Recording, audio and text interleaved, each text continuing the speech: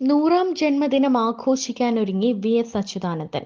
10 പതിറ്റാണ്ട് നീണ്ട വിജയകരമായ ജീവിതയാത്രയിലൂടെ സഖാവ് നടന്നുകയറിയത് ജനഹൃദയങ്ങളിലേക്കാണ്. 100ാം ജന്മദിനം അടുത്തിരിക്കെ വി.എസ്. അച്യുതാനന്ദന്റെ ആരോഗ്യസ്ഥിതിയിൽ പുരോഗതിയുണ്ടെന്ന് മകൻ അരുൺകുമാർ വ്യക്തമാക്കി.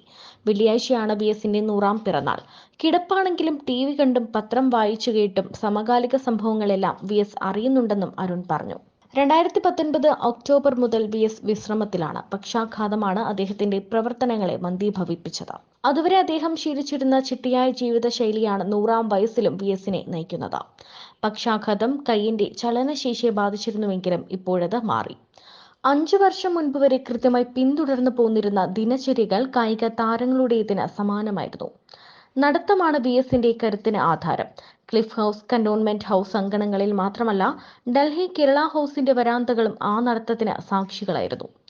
ആദ്യകാലങ്ങളിൽ സ്റ്റേഡിയങ്ങളിലായിരുന്നു പതിവ്. രാവിലത്തെ നടത്തം കഴിഞ്ഞാൽ പിന്നെ പ്രത്യേക കൂട്ടുകൾ ചേർത്ത എണ്ണ തേച്ച് വെയിൽ കായും.